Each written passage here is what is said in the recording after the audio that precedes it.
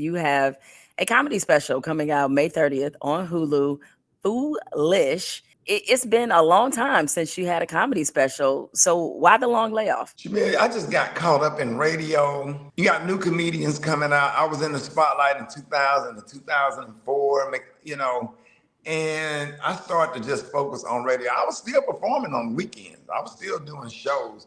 But, when the new generation came, you just kind of sit back and kind of enjoy them. Certain things come with radio, like serving the community, doing things out. And it just felt more, I can perform on the weekends and be halfway famous, but I can also raise my kids and have some simplicity.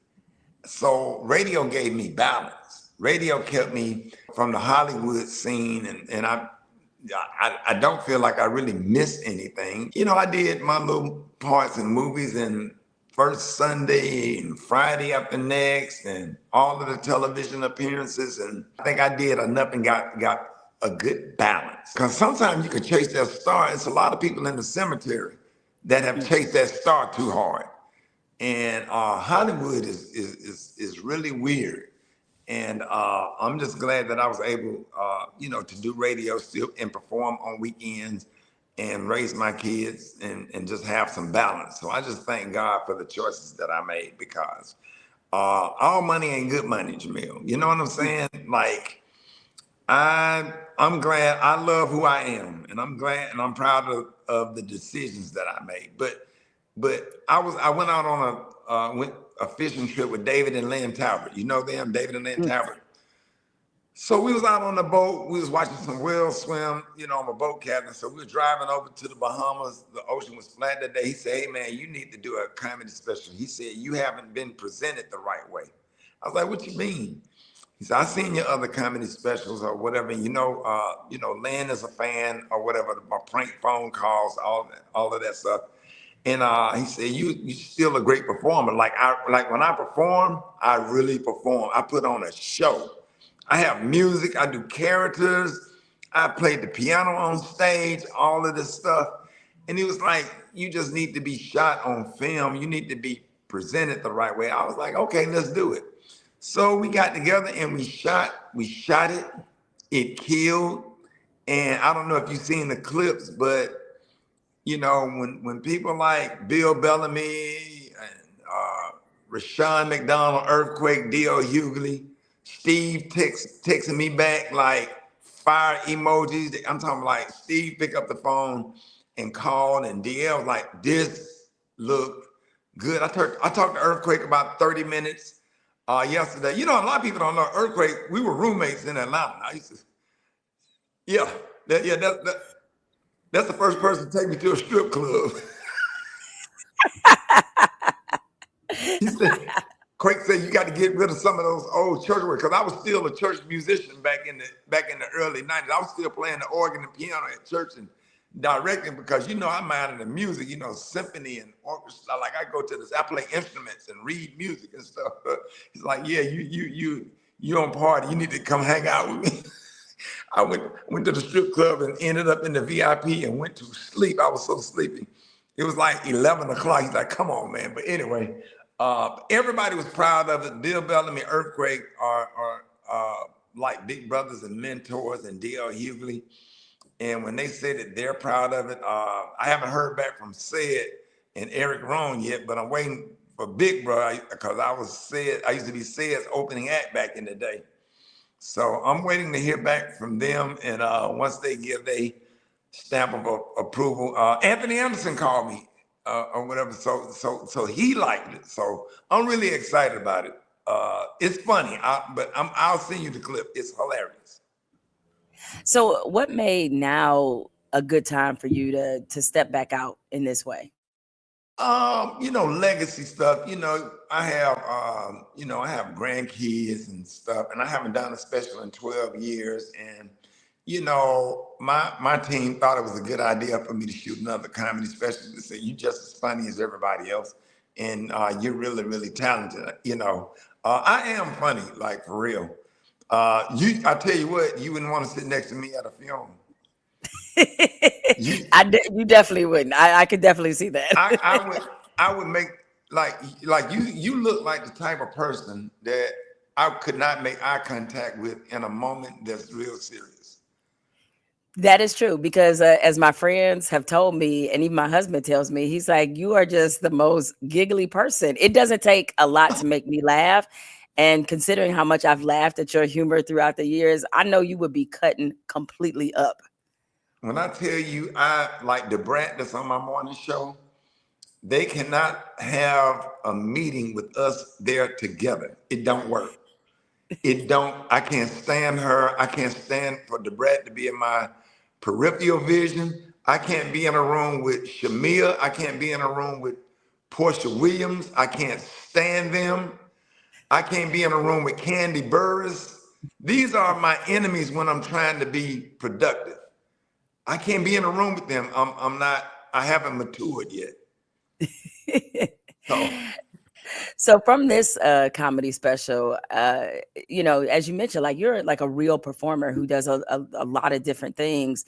What are maybe, without giving too much away, what are maybe some different wrinkles that you put in this that people might not expect? I told some real stories. Hmm. I'm a great storyteller.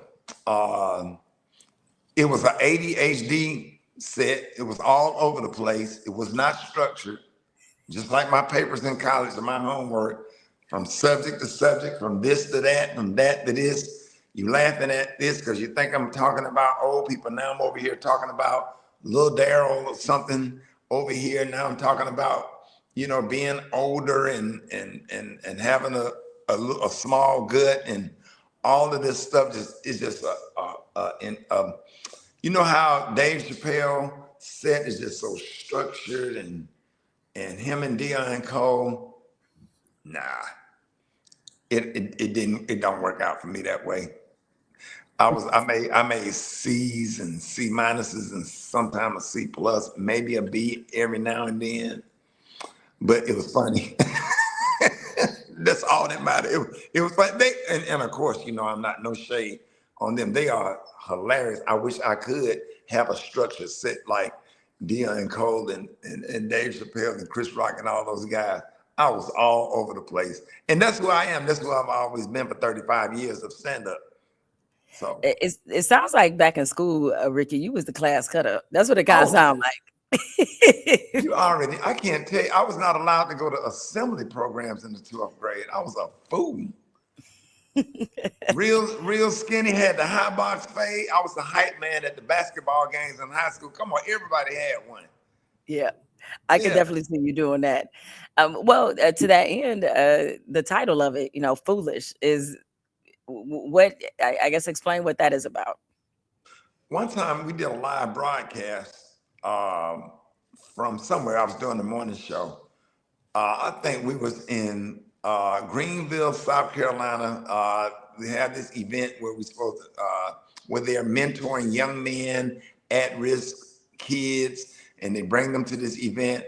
I was cutting up so bad. I was doing comedy, hosting a radio show, roasting people in the audience. I had a wino that I met. I invited him. He was drunk. His girlfriend was drunk. I had them dancing. And my producer said, you know what? Her name is Kim. She said, you know what? She said, you're foolish. You're really foolish. She was like, I can't say I'm disappointed because you're funny, but I can't keep you on track. She said, you're foolish. And that's what that set is. And I always think about, I thought about her when I came up with the title, Foolish. Mm. All right, that seems appropriate. Now, you said that in your special that you're telling, real stories, and I think one of the more recent stories that people have seen about you is that you discovered that you had some more children. You had Yeah. some kids. You had some kids. So, what has fatherhood looked like for you at this stage, and especially because these are young kids? So, what does that look like for you? Fun. Hmm. When I tell you I was doing backwards flips on the trampoline yesterday at the trampoline park. At You 56, didn't I can you ain't hurt. You didn't hurt nothing. You didn't break nothing. No. still still Okay. still athletic, still could toss a football 50 yards down the field, still got some heat. Okay. On the football. They start basketball training tomorrow. I met a lady in the grocery store. I said, "No offense, ma'am. Did you play? Did you ball?" She said, "Yes, sir. I balled. It was some college in Mississippi." I said, "I'm looking for a private basketball coach for my twins because I got them already signed up for tennis, and I have them signed up for gymnastics because I think sports saved my life." And by the way, my son played college ball at Alabama State. He played basketball. And I Mm-hmm. want my girls out there on the floor. I want them on the tennis court because discipline I don't know what it is about sports. It just brings out the best in people. It's a lot of I don't it would take 2 hours to just break down what sports mean to me and a lot of other at-risk kids or whatever. But I just want them to have the best. But being a dad, having dinner ready when they get out, they get here about 3:30. They're hungry because they don't get lunch until like 11 o'clock. So when they come in, they're hungry. I always make sure I have a skillet of cornbread coming out of the oven. They love pinto beans, smoked turkey necks, and cornbread. And I swear I have to cook it once a week, maybe twice a week. They absolutely love it. And they just a lot of fun. They're beautiful girls. It's like I'm in love. I hug and kiss them all day, Mm. every 5 minutes. I cannot stop hugging and kissing on them. And we get bath time at 6:30. I got them on a tight schedule, and it's been one of the. I feel like God gave them to me to save my life because I was Mm. distraught when my son died. And mind you, um, I've been knowing them their whole life, but I didn't know that they were my biological daughters. And when we found out about it, I remember exactly where I was standing. I remember watching the sun turn back to its original color because everything was black and white, and it, I, that's my life now. I love them and hugs and kisses all day. They 1 o'clock in the morning, they're climbing over me, a knee in my face, coming out of their room, they getting in the bed with me, and they curl up under me. They look just alike. I'm talking about identical, identical. They don't know who they are. That's how much they look alike. So it's a lot of fun. It's a blessing. Well, but still, though, how surprising, was that to discover that you had twin girls that you didn't know about? Yeah, I was real surprised. I was shocked, and not in a bad way. It just gave me life, and I just sprung into action and was trying to think of every single thing that I could do. But I was really, really, really surprised. Mm. You mentioned how it seems like they were a part of your healing process. You lost your son to an overdose. You've been extremely transparent about what that grieving journey has looked like. Uh, in your transparency, in that, you know, that's something that is so unimaginable for any parent to go through. But what made you want to, through both, videos you've done, talking about it publicly, your book, sideshow, what made you want to be really transparent about what this grieving process looks like for you? Well, I'm a public figure. I'm a radio personality. I'm on the radio every morning. Other people have lost kids also. Some people kids were murdered. Some Mm. people had to go to the morgue to identify their children's bodies. Some people have lost more than one kid. You know what I mean? And I had to figure out how to talk about it. That was part of my therapy, and I'm in therapy, and I have to talk about it. I have to learn how to feel and uh, and speak about it. It has definitely helped with the healing process. And I talk about it a lot, especially on my radio show, because there's thousands of parents out there that have lost kids. And I'm getting calls and on Messenger, on Facebook and Instagram. And I really click on that little call button and call people back. And I have talked to hundreds and hundreds of parents who have lost kids. A lady in LA lost two of her sons. They were both killed at the same time, uh, a week or two after my son died, and she had absolutely no resources. And it wasn't hard for me to do. I got focused on her and her situation because I had two sons, and my other son it would have been my two sons. So I had to find a way to help her to make sure that since she lost everything that she had, that her sons were able to get buried. I just think about that stuff because it's it's not about you. And sometimes God allows situations to happen to use you to see how you can help others, and also use you to try to save people's life, to get people to talk to people about Narcan, to talk to people about going to NA and AA. The Wednesday before my son's funeral, I went down to the Salvation Army to serve. And I just wanted to show God that despite of everything that I'm going through, I'm still willing to serve. I'm still here and I'm still a servant. And I had all those, I get really emotional when I talk about this. I had all those homeless people coming through the line, trying to get a hot dog, a handful of chips, some sauerkraut, a slice of cake, and a cup of punch to come through and say, hey, Rick, sorry about your son, man. I lost my son too. Now he lost his son and he's homeless. Mm-hmm. And that's why you have to do this stuff. That's why you have to get out here. Much is given, much is required, and get out here and do the work for the people. Because God is looking at all of us in all of our situations. This is a test. And what are you going to do when that test comes? Sometimes the test comes losing a loved one. How are you going to handle this situation? So if you handle this situation, are you ready to go to whatever the next level is?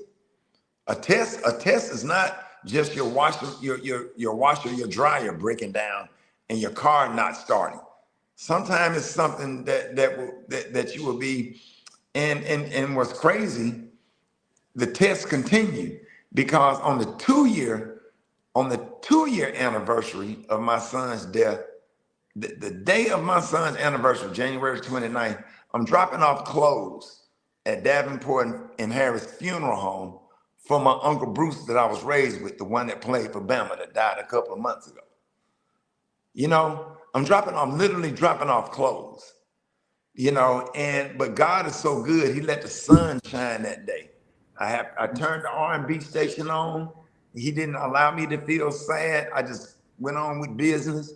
Like my uncle would have wanted me to do. My uncle was like my big brother. We shared rooms together. We slept in a bed together in the dorm at Paul Brown Hall when he was playing for Bama. When I went down that weekend, with my 2 beds, and I had to sleep in the room with him and big old Mark Jackson, who played center, and Bruce played outside linebacker, and I'm squeezed over in a corner, and I had to make sure that his funeral was what he wanted. He was a heart transplant recipient.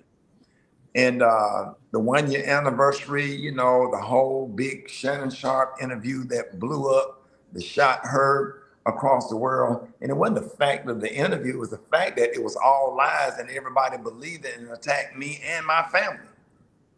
Mm-hmm. And that was the 1-year anniversary of Brandon's death, when I actually felt Brandon's death. Mm-hmm. You know, you don't feel it until a year later, because the only difference is you don't have a casket and you don't have flowers and you don't have condolences. So you're trying to heal the 1-year anniversary.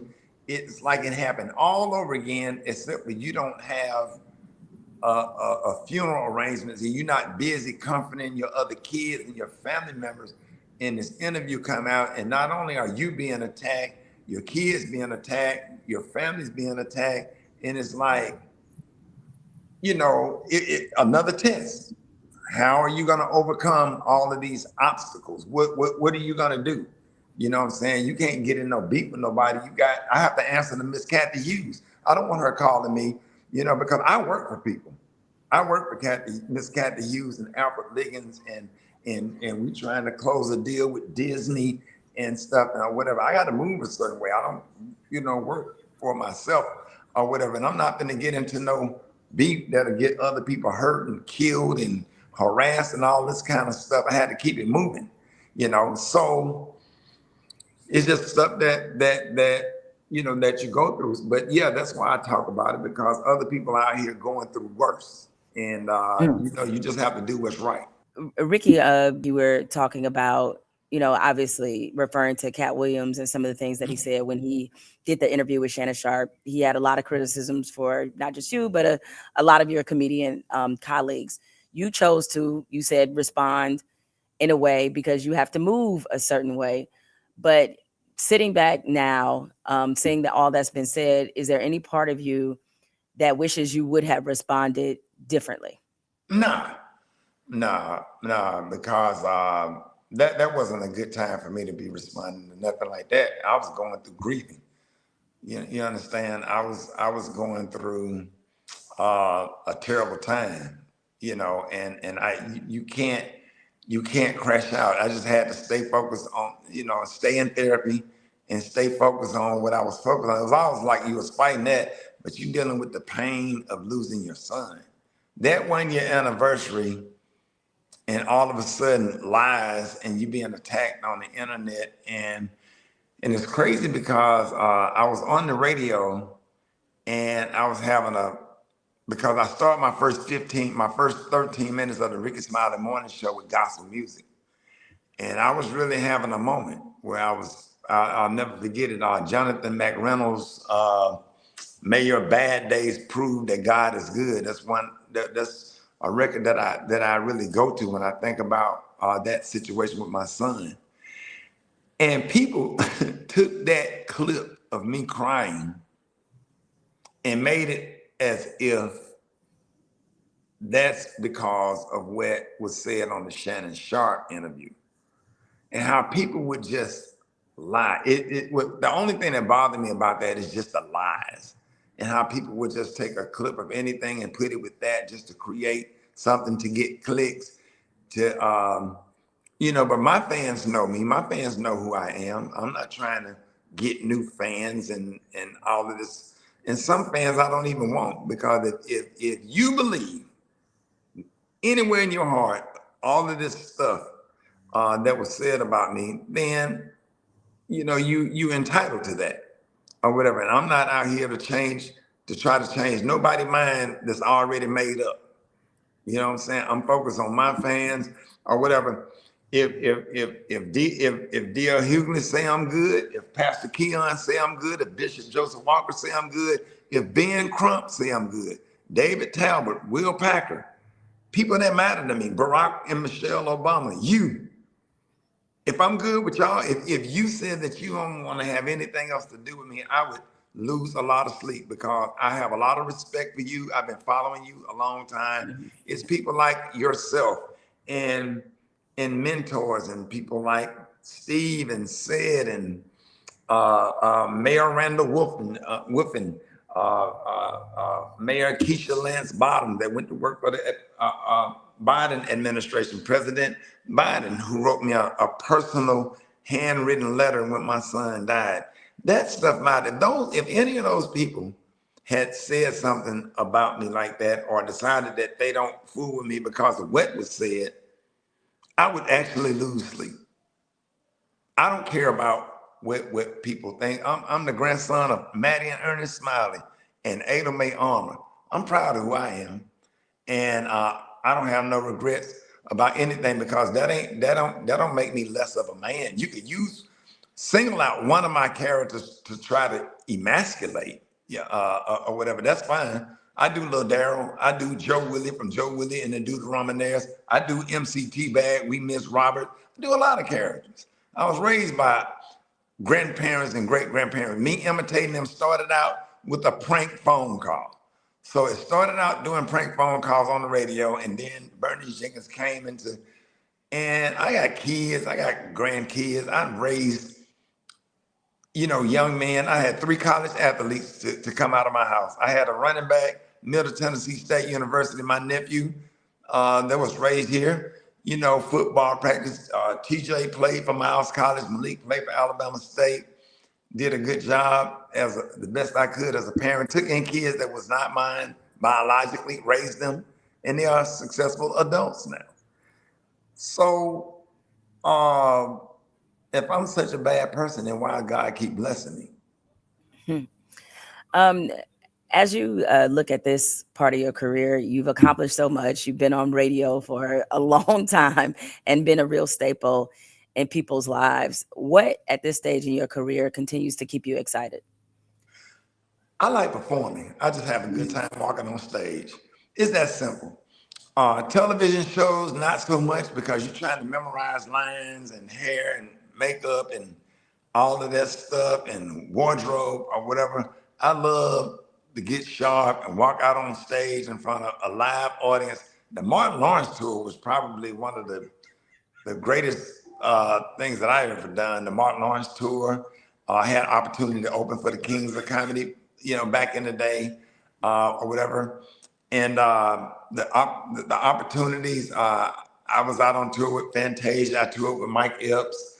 I did the Southern Soul Fest tour with Earth, Wind, and Fire, and like 35 years, or whatever. So I've had a great time. I have nothing else to prove. I'm just trying to have a good time. I love working with the Disney Dreamers Academy.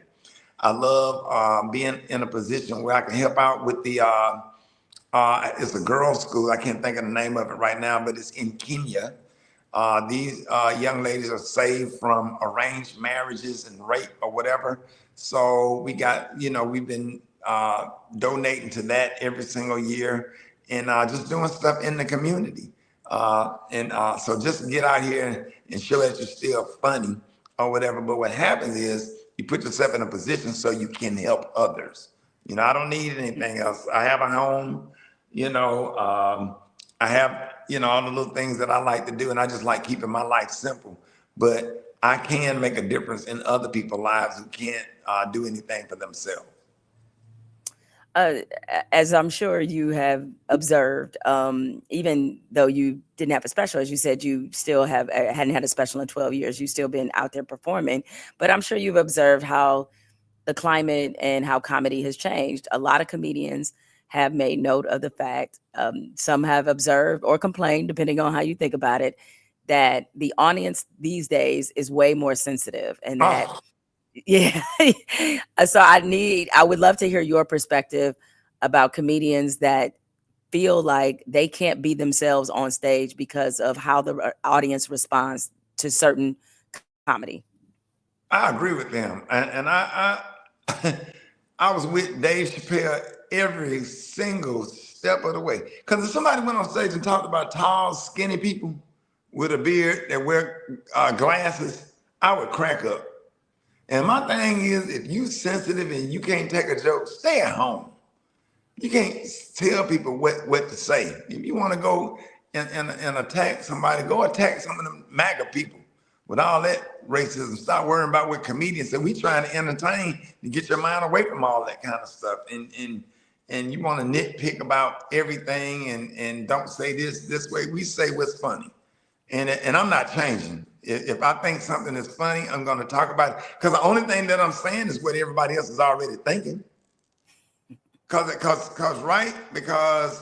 that's why it's funny. Because hey, yeah, that makes sense, But yeah, people are way too sensitive. I do miss comedy from the '90s. You said whatever you wanted to say, and it was worse in the '70s when Richard Pryor was on stage and Eddie Murphy, the things that or whatever, and it's still funny to this day. And I laugh, and I laugh if it's funny. Period. Well, I think you said a key phrase there, if it's funny, because sometimes I wonder, and this is just my outside opinion, is it about the audience being sensitive or is it about the fact that some people try to be funny, and especially if we talk about more taboo, provocative things, where you have Mm-hmm. to like really nail that joke. If you're gonna go there, you gotta nail it. And a Well, lot of it's comedians can't do that. it's got to be way more funny than it is offensive. And let me give you a good analogy. What I give to young comedians that I mentor. If I give you an onion and I say eat this onion, how would it taste? Bitter, right? Correct. It'll make your eyes water, right? But what if Hmm. I take that same onion and chop it up and saute it with some gravy and some chicken on top and put the top on there and let that thing smother real good or whatever? You eating the same onion, right? You got to make it taste good. It just can't be a raw onion. It's got to be wrapped up in a. They got to be so busy laughing till they're not offended. You understand? Because shock don't equals laughter. Like Right. I was coaching a comic. I was like, hey, you got a lot of cuss words in there, but the cuss words need to be wrapped in the joke. The cuss word need to be the punchline. And when I explained him and gave him an example, he's like, oh, that makes sense. I said, yeah, take those other cuss words out because you don't need them because you're just cussing just to be cussing. But if that cuss word puts some sprinkles on that donut for you, then yeah, use it. You know what I'm saying? So it's not about, it's all about, it's about how you do it. And that's important. Pivoting to something a little bit serious. I know I know that you're a proud member of Omega Psi Phi. My husband is also a Q, by the way. Obviously, somewhat recently, there's a very a serious situation at Southern University. Caleb Wilson, former student there, allegedly killed during a hazing ritual while pledging for Omega Psi Phi. What were kind of your thoughts? I know you've been kind of public and vocal about offering support for the family and just expressing your condolences. But what were your thoughts about this, especially considering naturally this brought people to a place of questioning the purpose and the legacies of some of these Black fraternities and sororities? What's hurtful is, here's what's really hurtful. I came to Omega Psi Phi because of what it was founded on, not the not the culture that was created. I don't think Bishop Edgar A. Love would have punched nobody in the chest. Just Love, Cooper and Coleman founded Omega Psi Phi, Howard University in 1911. A lot of these guys that started this culture, I don't care if it started in the 80s, I don't care if it started, I don't care when it started, it is wrong. In 25 years in the frat, I have never put my hands on anybody. And let's talk about it for a second. You don't know what somebody went through to get to where they are. And who are you to put somebody? You're already a man if you make it out of the projects and make it to college. You're already a man. Who are you to put your hands on somebody? Swinging wood and all that stuff. I understand the culture of everything is traditionally been done. People was traditionally molested or whatever and raped and stuff by family members, but that don't make it right. That don't make you continue the tradition. A lot of our pastors, we grew up in a church where pastors talking about breaking the generational curse, the curses, and it's just wrong. And I support Caleb Wilson's family, and I will say some of these people in a lot of these organizations, the founders never would have picked. Founders never would have picked them. And some of these people enter the organization and make all of these Greek organizations that set out to do good or whatever. And I'm still an active member of Alpha Phi chapter. I came in spring Sorrow chapter 2000, 25 years in, or whatever. But I'm not going to be a part of a culture. And culture starts with cult. You understand? It's gang activity. I deal with my fraternity brothers one at a time, no more than two, maybe three, or whatever. Because man, the last 5 physical altercations I've gotten into it with as a man was with Qs. Why?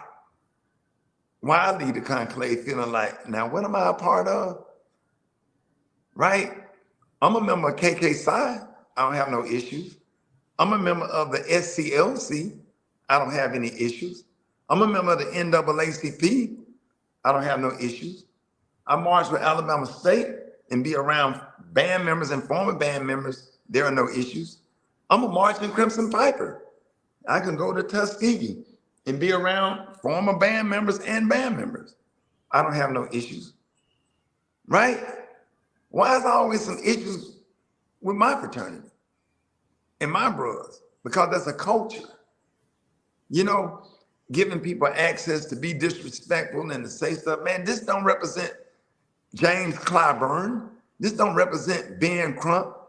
So how James Clyburn, who went out there and campaigned for Joe Biden and Barack Obama, and they both became president, look at me and say, hey, Brother Smiley, Ben Crump was in the audience when I shot my special. Stayed at my house, nothing but love and respect. And Lord Jordan and all of these other people that's out here doing stuff, feeding people in the community. Bishop Joseph Walker, the senior pastor of Mount Zion Missionary Baptist Church in Nashville, Tennessee, and he's the presiding bishop of Full Gospel, who is my frat brother and my best friend. Never had any issues with him. Never had any issues with Pastor Keith Norman, and we out here doing community service. All of these great Omega men never have any issue with. But there's always some ashy ass dude. And them damn Greek letters is all they have, Jemele. They don't have nothing else. They came in second place in a step show in '92, and you can't tell them shit. I'm over here feeding kids in Africa, doing community service, and out here trying to help folks, and you getting pulled to the side and being disrespected by in this gang-like mentality and mindset. And I'm not throwing my frat under the bus, because everything that the founders founded it on, I'm with it, I believe it, and I'll be a Q forever. And ain't nobody gonna do nothing about what I just said. I called Caleb Wilson's dad and offered my condolence, because I'm a dad that also lost a son. You know what he said? You are the first member of your fraternity to call and offer your condolence. And then Bishop Walker called him right after me. I don't have to go along and get along. Call me Katt, put me on purple alert, call me whatever you want to call me. I'm comedian Rickey Smiley. I know who I am. I'm the grandson of Ernest and Maddie Smiley. See, I know who I am. I don't need no organization for validation. You understand? I can say good night and throw up the peace sign. I don't have to throw up the hooks, and I don't have to wear a shirt. But I'm gonna go to frat meeting if I feel like they're gonna help somebody in the community. My mentor, one of my mentors, Pastor John King, the great Reverend John King in Birmingham, Alabama, who's a father figure to me. He's my frat brother. I'm not his biological son. Man, he treat me with respect. So why should I be into it with some ashy ass dude with some Greek letters on and some gold boots answering his questions? So are these concerns? And I mean that, and I stand on that. And every Q know where I live in Birmingham. Come see me. If you don't like what I said, I meant what I said. Come see me. Are these concerns that you have?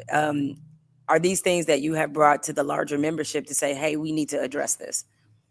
Jemele, I spoke about this at the undergrad summit. I said, stop putting your hands on people. I said, we are one pledge process away from somebody going to the trunk and clearing out a whole chapter. What if somebody grew up and they don't have a father, and their stepdad been beating him and his mama his whole life, and he get online because he's looking for everything that I was looking for in the frat or whatever, only to get the hell beat out of him, right? And somebody snap and clear out a whole chapter. I'm doing that to try to save lives. Mm-hmm. You understand what? It's already, these organizations, nobody even wants to give these organizations insurance. And if I'm not mistaken, it's down to one insurance company. Ask your husband. Your husband and myself, that ain't what we represent. We don't, this stuff is just wrong. It ain't no sense. That kid was supposed to graduate college. Did you see the video of his mother walk across the stage? How do you think she felt? Yeah. How do you think she felt? I can't imagine. I know how I feel losing my son. I can't imagine how my son's mom feel. She carried him for 9 months. Man, that's hurtful. It's insulting. It's embarrassing. And it make all the bros that's out here really trying to make a difference, good bros or whatever, no matter how they came in, some of them came in and said, hey, you know what? I'm gonna make a change. I'm not gonna do what was done to me. There are a lot of bros out here that's trying to break the generational curse of hazing. Hazing must stop. I don't care if you're a member of Alpha Phi Alpha. I don't care if it's Kappa Alpha Psi, Phi Beta Sigma, Iota Phi Theta, Omega Psi Phi, Delta Sigma Theta, Alpha Kappa Alpha, Zeta Phi Beta, Delta Sigma Theta, Pi Beta Sigma, KK Psi Phi Mu Alpha, Delta Omicron. I don't care. It's wrong. Stop putting your hands on people. People coming to these organizations looking for something that they never had. And the only thing you could think to do is my nephew. I got a nephew, one of the kids that I raised, put through school. He's a Q. We don't talk about it. He comes over here all the time. He's one of my favorite nephews. We really close. I crossed him, but it's like an unwritten rule. We don't discuss it. We don't talk about it. We don't take pictures throwing the hooks up. He was beat in the chest. He had bruised ribs. He had bruised ribs. His mom called me crying. I'm like, what's going on? She didn't even know he was online. It was underground, and he had bruised ribs. My chapter know about it. No reflection on my chapter, Alpha Phi. They corrected the situation, but he was coming in a chapter where that's what they did. It don't make it right. He could have died. And his line brother had to go to Atlanta to a hospital because he had a burst appendix. He could have died. So, am I wrong? Am I Katt? Did that make me Katt now? Mm-hmm. And you could, and anybody can come on here and take anything that I said out of context or whatever. I said what I said. It's just absolutely, it's wrong for you to be putting your hands on people. You understand? That's not what the organization was founded on. Hell, you asking people questions and stuff. Why don't you go read your history? Because I don't see nowhere, I ain't read nowhere where punching somebody in the chest. I don't have no material. And I got some material, but I don't see nowhere where it talked about beating somebody up to be a part of this organization. And somebody got to say it. Somebody got to say it, Jemele. Somebody got to speak out. I'm sure your husband's not happy. Yeah, well, hopefully what this will do is not paint a broader negative perception on not just Omegas, but also on whoever is involved in a Black sorority and fraternity, because I even though I'm not a member of one, I do believe that their mission and their purpose is still being carried out in more positive ways than negative ways. But the part that makes me mad is so many good things that the Qs are doing in the community. The only thing you have to do is read the Oracle. If you get the Oracle and see all of the wonderful positive things that members of Omega Psi Phi is out here doing day after day after day after day, week after week, it makes us look bad. I'm a part of that. Right. I'm a part of the community service. I might not get to go to everything, but I promise you, I will send that cash out to my chapter brother. They out here trying to do something and create shows so our chapters and stuff can make money. But it's just some gang members that have snuck in, talking about somebody else snuck in and didn't get beat up. You got beat up. And now you beating everybody else up and making the frat lose money, because all of these organizations spending millions of dollars paying out people that have sued these organizations. Why? Right. Yeah, that's definitely a financial drain. And as you mentioned, the insurance, that will also create another issue. Ricky Lewis just called me our national president. see, you talked him up. You talked him up. he must have felt me talking about it. Shout out to Ricky Lewis. Yeah. Before we close out this episode, there's two things I want to ask you. One, I saw, there was a somewhat recent announcement that they are doing another Friday called, I think, Last Friday. Will we see you in I don't think latest version? I don't think they started auditioning yet, or whatever. I know Ice Cube and I are with the same agency, so I'm sure I might get. Are you open to it though? What? Yeah. Okay. Come on. Well, hey. They should do an Easter version or whatever, and I'll be the bunny rabbit around here robbing people. This time, robbing folks in a bunny rabbit costume. Yeah, I would love to do that. All right. All right. Now, here's my last question. The last question I call a messy question. Ricky, this is our opportunity to make the shade room. It's going to be messy. So here's the messy question. Now you're a very knowledgeable, a deep rooted Alabama football fan. I am. So who is the greatest Alabama wide receiver of all time? You got Amari Cooper, you got Devontae Smith, you got Calvin Ridley, you got Jerry Jeudy, you got Julio Jones. Who is the greatest Alabama wide receiver ever? You know what? That's a hard question. You got to go with Smitty. You got to go with Smitty. Okay, Devontae Smith. All right. And let me say this, like clutch, like see, you put that question out there wrong. It's got to be some context Okay, give me the with the context question. then. Give me the Julio context. Jones is one of those gonna go up in the air and get the ball, Right. right? Of course. Calvin Ridley runs like a deer, like he runs nasty routes. Those routes so I got a workout video. I got a video with me throwing Calvin Ridley a pass or whatever. You have to go to my Instagram. You have to find it. Calvin Ridley. You got Cooper that will break. He will break your ankles trying to cover him running routes. Then you had, oh God, Jerry Jeudy, Jesus. Woo! Man, that's Jerry Jeudy, one of my all-time favorite receivers. Calvin Ridley, Jerry Jeudy, Julio Jones, Smitty, and who else? You got DJ Hall, Ridley, Jeudy, Julio Jones. I mean, like the list, Jaylen Waddle. I mean, the list kind of Oh goes God. on. Yeah, love Jaylen Waddle with the Um, Dolphins. But you got to go with Smitty. You got to go with Smitty. Not only he's a Heisman Trophy winner, he's a Super Bowl champion.